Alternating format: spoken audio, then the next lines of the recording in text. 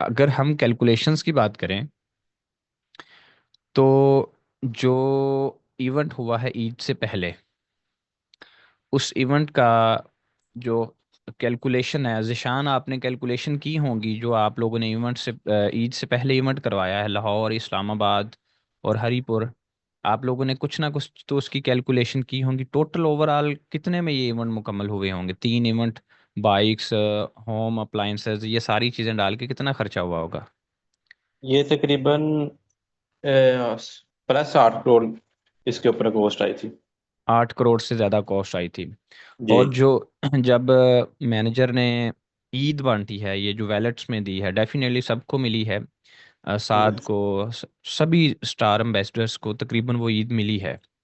तो आपने कैलकुलेशन की होंगी कि ये कितनी ईद मिली होगी आपकी, टोटल कितने स्टार एम्बेसडर्स हैं आपके पास? ये तकरीबन ऑलमोस्ट $4 लाख तो प्लस मिला है कोर ग्रुप चा, के अंदर।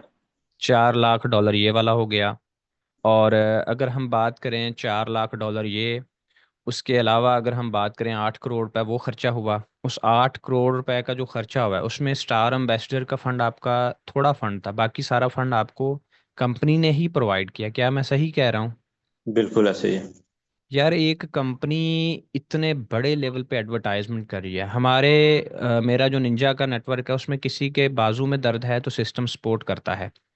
ठीक है, अगर लीडर्स की बात करूं, हर मेंबर के लिए ये सहूलत नहीं होती। तो अगर हम बात करें, हमने पीछे भी बहुत सारे नेटवर्क देखे हैं, कंपनियां आती हैं, फलान डेट को टूर जा रहा है, फलान डेट को टूर होने लगा है। ये जो कैलकुलेशन था ये हमने पहले ही काउंट कर ली थी जब प्रेयर एनएफटी की एनिवर्सरी थी। तो वहाँ पे हमने ये चीज़ें अंदाज़ा लगा लिया था कि अगर सिस्टम एनिवर्सरी करता है तो this is the real system. No doubt कि बीइंग अ नेटवर्कर हमें कहीं ना कहीं रिस्क के साथ लड़ना पड़ता है।